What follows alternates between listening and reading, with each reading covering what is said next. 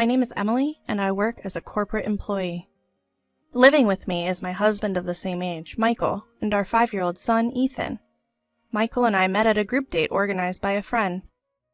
Impressed by his straightforward character and persistent courtship, I felt safe and decided to marry him.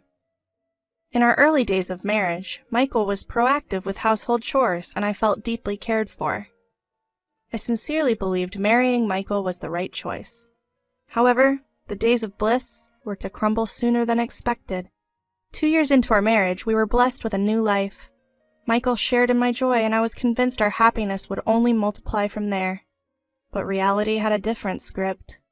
As my belly grew, I noticed a cold shift in Michael's attitude. I didn't push the issue, thinking he might be feeling the pressure of impending fatherhood. I thought his perspective would change once he saw our child. Yet, when Ethan was born, Michael's attitude changed further, and not for the better. Despite my exhausted state after childbirth, desperately trying to care for our newborn, he offered no help. His annoyance with Ethan's night cries led him to sleeping in another room more often than not. I took a year-long parental leave and returned to work, but without Michael's help, the daily grind of childcare and work was draining me. Worse, Michael's return home got increasingly later. Being a full-timer myself, I wanted to share house chores and childcare responsibilities with him. But Michael seldom came home early, shattering my hopes. "I'm overwhelmed doing everything by myself. Can't you come home a bit earlier?" "I'm working long hours for Ethan's sake. If you're not happy, why not work shorter hours?" No matter how much I talked, he disregarded my pleas, suggesting that I should work less. If we could live on Michael's income alone, the story would be different. But that's not enough. That's why I resumed work just a year later. He didn't seem to understand that if my earnings reduced, so would our family's overall income. Moreover, I was always unhappy about Michael coming home drunk. "This is a part of my work, wining and dining with clients." Michael is self-employed. He actively participates in these drinking sessions as he has to establish relationships with clients on his own. Having never experienced self-employment, I questioned if these daily drinking sessions were really necessary. 5-year-old Ethan began to understand things a bit more and seemed frustrated by his father's frequent absences. "Why doesn't Daddy ever eat with us? Even on his days off, he just sleeps." I tried to pacify Ethan's growing resentment towards Michael by saying, "Daddy is working very hard for us outside. Let's support him." But no matter how I tried to soothe him, Ethan seemed unconvinced. Given Michael's daily routine, he rarely had time to play with Ethan, even on weekends as he often slept till noon. Instead, he would laze around in his room till evening and then head out for another drinking session. Ethan doesn't like it either. At least spend some time with him on your days off. "I'm working, aren't I? You're too naggy." Whenever I brought up his frequent nights out, he would just lash out. Doing my best to keep Ethan calm, our daily lives were filled with our quiet dinners together. Then I found out I'd have to go on a business trip on Saturday. Knowing Michael, he'd likely complain if he had to spend the day alone with Ethan. So, with some apprehension, I told him about the trip. "I have an overnight business trip next Saturday. I need you to spend the day with Ethan. Is that okay?" To my surprise, Michael seemed pleased. "Sure, I'll take the opportunity to visit my parents." His response was the opposite of what I had expected, and I was taken aback. Michael seemed happy as he called his parents. "They just sent an email suggesting we all take a trip, so we'll go together." A trip would surely make Ethan happy. It felt like a good opportunity to make up for not spending enough time with him. Michael had agreed to look after Ethan, so I felt relieved about going on my trip. And then the weekend arrived. Early in the morning, I left the house for my business trip. "Please give my regards to your parents." I know. Take care." Seeing Michael in such a good mood, I felt relieved. It was work, but it would also be a day to myself for the first time in a while. I was looking forward to spending my time off as I pleased.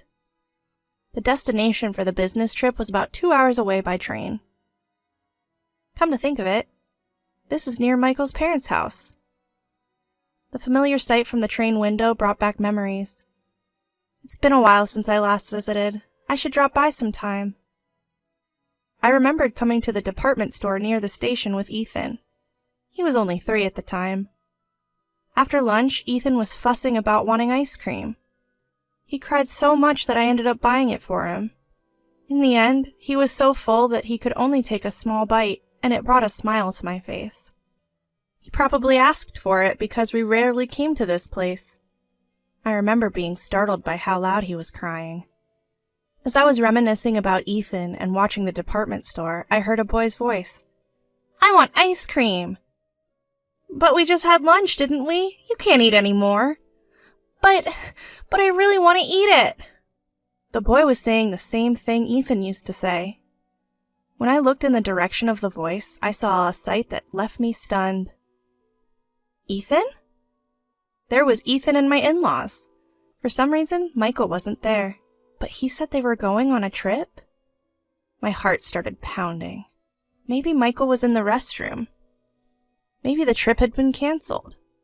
My mind was racing with different thoughts, and I was in a complete panic. Not understanding what was happening, I decided to call Michael to confirm his whereabouts. "Hello? Where are you now?" "Eh? We're at a hot spring with my parents." "I see. Right, of course."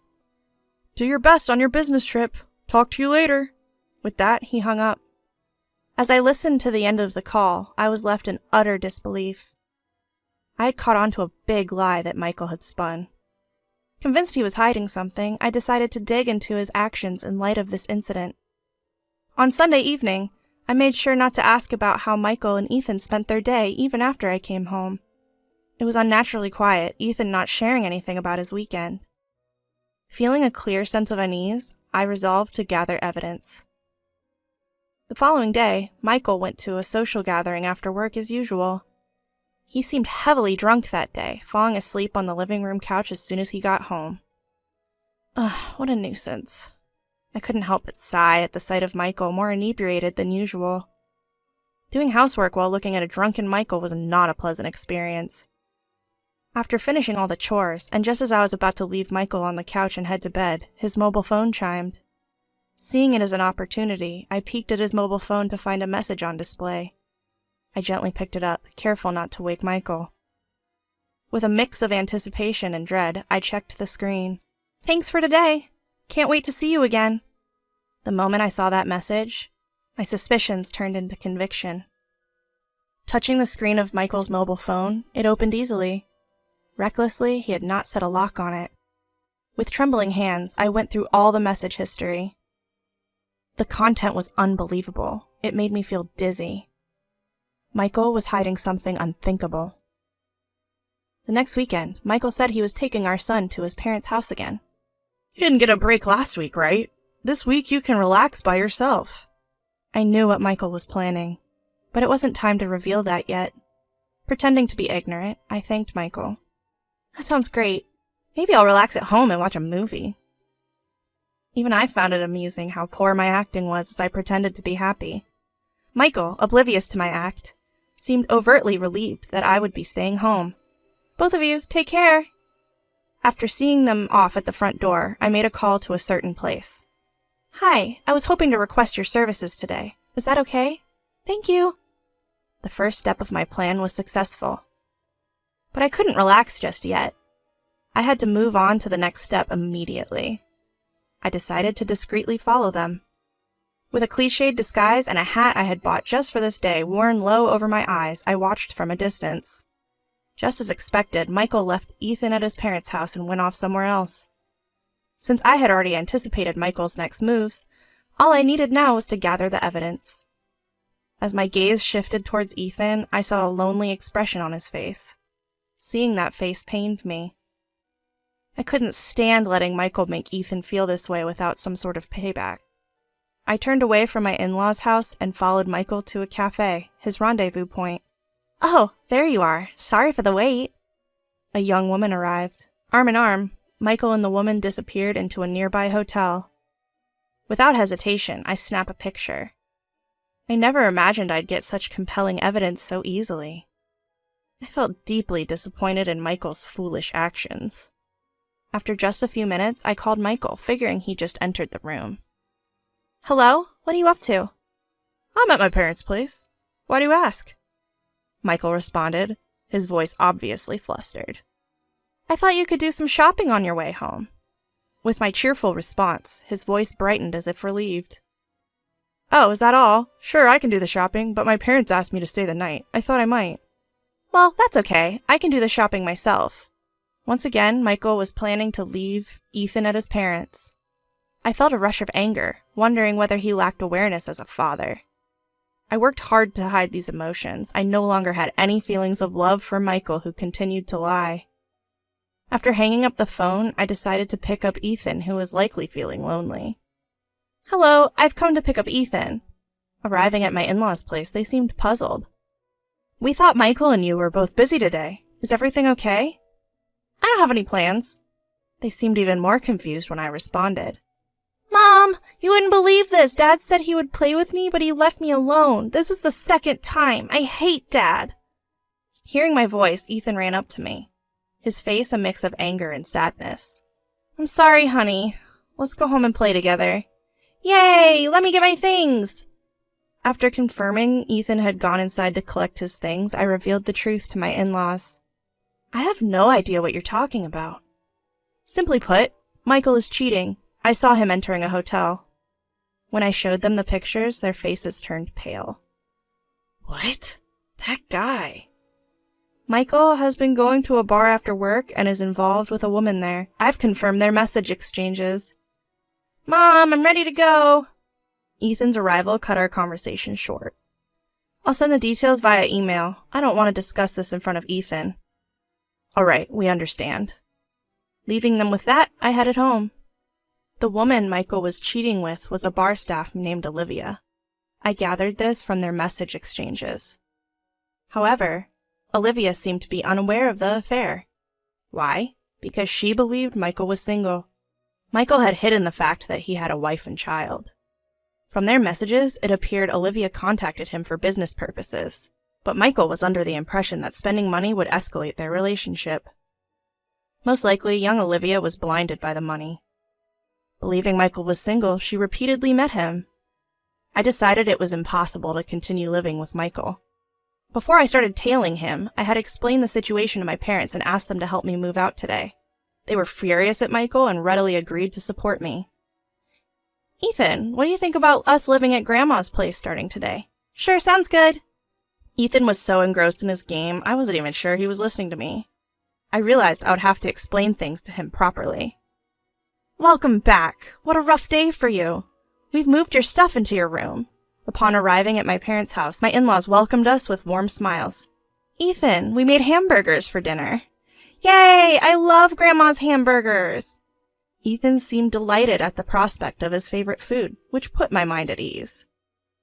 We used to visit my parents' house frequently, since it was close to our home. Ethan, being fond of his grandparents, didn't object to suddenly moving in. Our room was filled with countless boxes. Actually, ever since I realized Michael's infidelity, I had been gradually packing our belongings. Knowing that Michael was going to see Olivia that day, I hired movers to transport everything. Despite my initial apprehensions, the move was successful. I realized I would never return to that house again. As I was unpacking, I received a call from Michael. Emily, what's happening? He sounded panicked. Yes, what's the matter? So I got a call from my parents, and when I rushed to their house, Ethan wasn't there. It seems you might be under some misunderstanding. Oh, so it's a misunderstanding? Yes, it is. Even my parents are confused. They even scolded me. Interesting. Then, when I came home, all your and Ethan's stuff was gone. What's going on? It's exactly what it looks like. I can't live with you anymore. There's nothing more to discuss. Goodbye. I tried to maintain my composure as I hung up. It was too late for any explanations. Despite numerous attempts by Michael to contact me after that, I ignored him. Ethan, there's something we need to talk about. I knew I had to talk to Ethan properly about this. Daddy was friendly with another woman? You heard that? I knew that hearing this would be quite shocking for him. While I was trying to find the right words to comfort him, Ethan's reaction was surprisingly calm. I heard it. I don't want a dad like that. It's more fun being with Grandma and Grandpa. Ethan's feelings towards his father had already vanished. I consulted a lawyer about the next steps. Since I had substantial evidence, it seemed that pursuing a favorable divorce wouldn't be a problem. I had been obtaining evidence of the affair directly from Olivia. So, you're having an affair with my husband, aren't you? I'm sorry. He offered me money and But I didn't intend to have an affair. He said he wasn't married. I believe you. If you provide evidence of the affair, I won't claim compensation from you in the divorce proceedings. What will you do? All right, I'll tell you everything. Tearfully, Olivia spilled the beans. She must have been trying too hard to earn a living. Meeting customers outside the club was a breach of its rules. I promised Olivia that I wouldn't reveal her actions to the club, and in return she gave me information about Michael. Michael had been involved with Olivia for 5 years, starting when Ethan was born. The affair had lasted a long time, and thus the compensation amount in the divorce proceedings was significant.